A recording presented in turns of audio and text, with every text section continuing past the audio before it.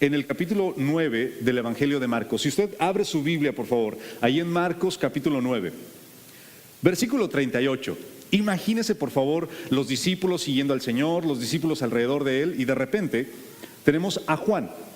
Antes de esto habían tenido una conversación porque los discípulos venían platicando.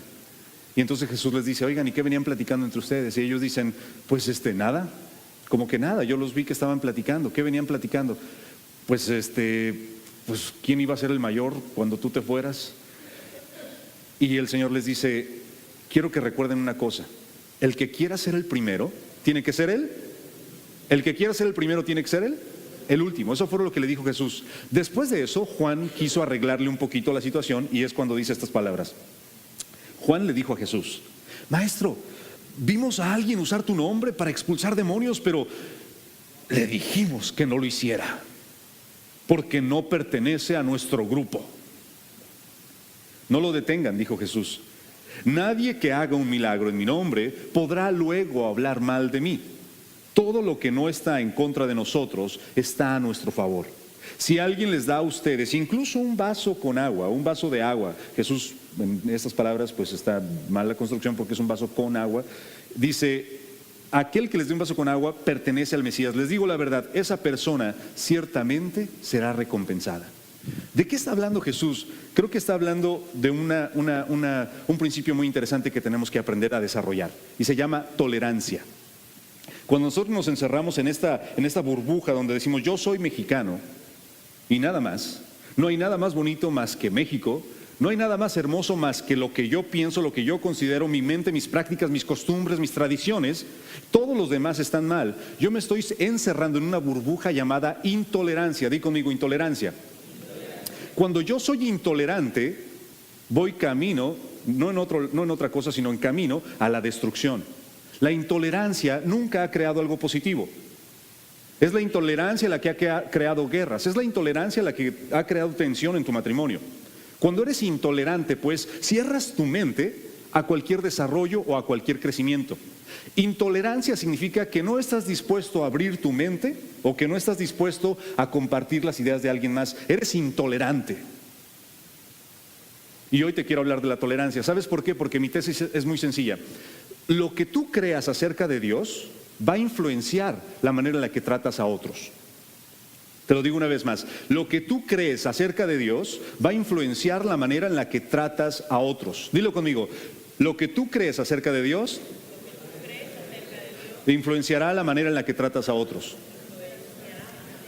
La manera en la que yo percibo a Dios influencia, cambia, transforma la manera en la que yo trato a otros. ¿Sí? Si tú ves a un Dios intransigente, un Dios que es intolerante, un Dios que es abusivo, y esa es la percepción que tú tienes de Dios, es la manera en la que tú vas a vivir tu cristianismo. Es la manera en la que vas a tratar a los demás. Si tú no logras ver, no logras percibir que Dios es amor, que Dios es compasión, que Dios es misericordia, la forma en la que vas a tratar a los demás, a los que te rodean, va a ser sin misericordia, sin amor, sin compasión y sin amor. Porque la forma en la que ves a Dios influencia la manera en la que tratas a otros. Por eso, si tú tienes historial de ser una persona intolerante, pues uno dice, es que yo soy intolerante a los lácteos, ¿no es cierto? Es que me producen muchos gases, ¿no? ¿Está mal que uno hable de gases aquí en el púlpito, donde no hay púlpito? ¿Estará mal que uno hable de gases? ¿Será que los ancianos de la iglesia no tienen gases? Uno llega a pensar, ¿no es cierto? Dice, no, es que es muy santo. No tira gases. No, también tiran gases, todos los seres humanos. De hecho, una persona gasienta, discúlpeme que me haya salido del tema, pero es que es algo muy importante. Una persona que tiene muchos gases es una persona saludable. Así que no ande regañando a su esposo cuando pues se le... Por el contrario, felicítelo, diga, vas en camino a una vida saludable, te felicito, muy bien. Cuando usted no tenga control de esfínter, pues usted diga, es que estoy saludable, sanito, como debe de ser. Bueno, muy bien. Entonces, estamos hablando de que tu concepto acerca de Dios, lo que tú crees acerca de Dios, influencia la manera en la que tratas a los demás. Por eso hoy te quiero motivar a vivir una vida tolerante. Decimos, es que soy intolerante a ciertos alimentos, nos referimos a que no podemos pasarlo. Y si te das cuenta y haces un análisis sincero, hay ocasiones en las que, tratándose de personas, hay personas a las cuales no toleras. Tú dices, no tolero.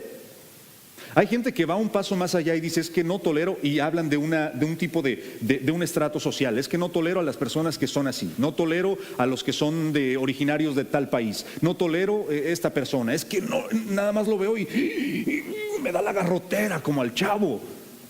Nada más la veo y se me escurre la bilis. La bilis ni está aquí, pero bueno, dicen, se me escurre la bilis.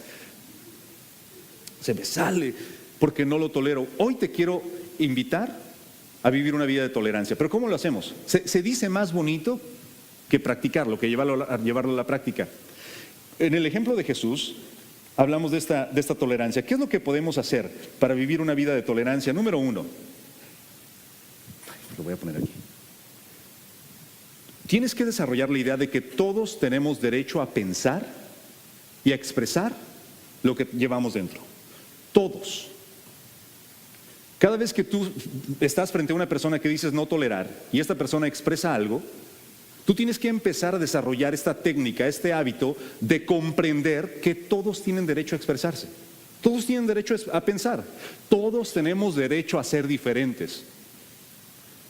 ¿Sí me explico? La mitología antigua cuenta la historia de un monstruo que se llamaba Procusto. Este Procusto tenía la costumbre de salir a los campos y esperar por cazadores o por gente que se atravesaba por su territorio. Cuando se atravesaban por su propiedad, Procusto los atrapaba y los llevaba dentro de su casa. Y los acostaba en una cama de piedra que tenía ahí. La cama de piedra, ¿se acuerdan? De piedra de ser la cama. Bueno, la cama de piedra los acostaba ahí. Y entonces, si el cazador o la persona medía más de lo que la cama medía, ¿sabe qué hacía Procusto? Agarraba el serrucho y los cortaba. Porque para Procusto era extremadamente importante que toda la gente midiera lo mismo. Pero ¿qué pasaba si a lo mejor venía una persona y lo acostaba en la cama de piedra y no alcanzaba? Pues Procusto, porque su mente cerrada, su mente intolerante, lo que hacía, dice la mitología, era estirarlos hasta que alcanzaran la estatura de la cama. Cuando tú eres intolerante, lo que estás practicando es básicamente una actitud procustiana. Di conmigo, actitud procustiana. Actitud procustiana. Ay, hasta como que provoca gases, ¿verdad? ¿No es cierto? Actitud procustiana. ¿Y qué significa? Que quieres poner a todos a tu molde y a tu circunstancia. Como dicen, el león cree que todos son de su condición. Quieres que todos piensen igual que tú. Y no estoy diciendo que esto ocurra en iglesias. Yo no estoy diciendo que haya iglesias, jamás, eso es impensable, que iglesias que digan, no, es que todos tienen que ser de esta manera, o todos se llaman Iglesia de Cristo, Romanos 16, o mejor, no, existen. Por supuesto, no hay iglesias que hagan ese tipo de disparates. ¿Quién haría ese tipo de cosas? ¿Quién se atrevería a decir que su iglesia es la única iglesia que será salva? Por supuesto, nadie se atrevería a decir tal cosa. ¿O quién se atrevería a decir que si haces esto en la adoración o no haces esto en la adoración, serás salvo o no serás salvo? Es una actitud procustiana. Cuando tú eres intolerable o quieres que las personas midan de acuerdo a tu medida, estás teniendo una actitud procustiana. No conduce a ningún lado. ¿Por qué razón? Porque todos tenemos derecho a pensar. Todos tenemos derecho a pensar. ¿Y sabes por qué? Porque fuimos creados a imagen y semejanza de Dios. Eso te da la facultad de ser creativo, de ser diferente, de ser especial, de pensar. Y si Dios te dio esa facultad de ser hecho a imagen y su semejanza, tienes derecho a pensar y a expresarte. Deja de ser una persona intolerante. Por el contrario, sé una persona tolerante, abierta de mente. En segundo lugar, ¿qué puedo hacer para desarrollar tolerancia? Bueno, tienes que aprender a pensar o desarrollar el hábito de que hay más de una o dos formas de ver las cosas. ¿Quién es el mejor equipo de Monterrey? ¿Cuál es? Nada más hay uno. Nada más hay uno, el Tigre. ¿Cuál es el mejor equipo de México, de equipo de fútbol de México? Dígalo a la una. El Cruz Azul, ¿verdad? ¿Cuál es el mejor equipo? ¿Barcelona o el otro, cómo se llama? ¿Maradona? El Real Madrid. ¿Cuál es el mejor equipo? Tú no lo vas a creer, pero hay gente que no puede tolerar que alguien diga que es mejor el Barcelona. No lo vas a creer, Pero hay gente que se ha llegado a pelear contra los del Olimpia porque le dijeron que el Motagua era mejor equipo. Y hay gente que no tolera. Es decir, gente intolerante. Pero si tú quieres desarrollar tolerancia en tu vida, si tú quieres aprender a tolerar a otros, soportar a otros, tienes que aprender una sola cosa: que hay más de una, o dos, o tres, o cientos, o miles, o millones de opciones para las cosas. Cuando hablamos de opinión, tienes que recordar una cosa: cada cabeza es un mundo. A esto se le llama flexibilidad. Para que tú seas tolerante, necesitas aprender a ser flexible, a entender que la forma en la que tú ves las cosas es diferente a la forma en la que yo lo veo. Pero ni tú estás equivocado, ni yo estoy equivocado. Y a esto no se le llama un simple relativismo. Es simple y sencillamente que estamos buscando vivir una vida de flexibilidad. ¿Cómo desarrolla la tolerancia? Aprendiendo a que hay más de una manera de hacer las cosas. Es horrible, escribí aquí, es horrible asistir a una iglesia donde creen que tienen el monopolio de la salvación. No sé si alguna vez has asistido a alguna iglesia donde el único que tiene la facultad de orar, de bendecir, es el ungido. Aquí, por ejemplo, yo tengo el poder así, nada más que no lo uso, pues. No lo uso, pero tengo así como poder mágico y toda la cuestión. Y hay gente que lo piensa de verdad. Hay gente que piensa que la oración del pastor es más efectiva, más poderosa que su propia oración. Qué triste. Porque cuando a los ojos del Señor, ni el pastor es más, ni el miembro de la iglesia, el hermano de la iglesia, que a lo mejor no llega a la iglesia porque trabajó, es más. Ninguno es más. Cuando Cristo nos salvó y nos rescató con su sangre, nos hizo a todos uno, por igual. No hay diferencia, no hay judío, ni griego, ni varón, ni mujer. No hay superiores, no hay inferiores, todos somos iguales en Cristo. Hay más de una manera de hacer las cosas. Bueno, finalmente, dijera Cervantes, el mundo es redondo. Por lo tanto, dos personas pueden llegar al mismo lugar y encontrarse. Hay muchas maneras de ver las cosas, iglesia. Cuando tú y yo comprendemos que hay que ser flexibles, vamos a llegar al punto de ser tolerantes. Número 3, ¿qué puedo hacer para ser tolerante? Para no tener la actitud de Juan, quien vio que alguien estaba haciendo las cosas en el nombre de Jesús y que le dijo, no lo hagan, porque aquí solamente los chicharrones del Señor truenan. ¿Cómo le puedo hacer para ser tolerante? Recuerda, la intolerancia es señal no solo de arrogancia, pero de ignorancia. Te lo repito. La intolerancia, una persona intolerante, da muestras de que no solamente es arrogante, porque piensa que solamente él tiene la razón, y solamente él sabe, o solamente ella sabe. No solamente muestra arrogancia, pero también muestra ignorancia. Porque como ya lo analizamos en el punto número 2, hay más de una, o más de dos, o más de tres, o más de cientos de maneras de hacer las cosas. Finalmente, cuando Jesús le contestó a Juan, le dejó claro que hay más de una manera, más de cientos de formas de hacer las cosas. Pero el siguiente punto que te quiero comentar es, no solo concedas el derecho a pensar, sino el derecho a expresarse. Lo que es más importante, la manera de vivir, la manera de asimilar la tolerancia, de hacerla tuya, de hacerlo un hábito constante en tu vida, una práctica constante, es asimilarlo, comprendiendo que todos tenemos derecho a pensar. En una ocasión un filósofo dijo, Voltaire dijo, odio lo que dices, pero daría mi vida para que sigas teniendo ese derecho a decirlo. Hay gente que va a decir cosas que nos van a ofender, que no nos gustan. Especialmente en el mundo en el que vivimos, donde hoy el odio es lo más predicado. Ya no se habla del amor. ¿Recuerdas en los años 70 cuando se hacían estos símbolos? Que decían, ¿cuál era el símbolo? Amor y paz. Hoy en día los símbolos son odio.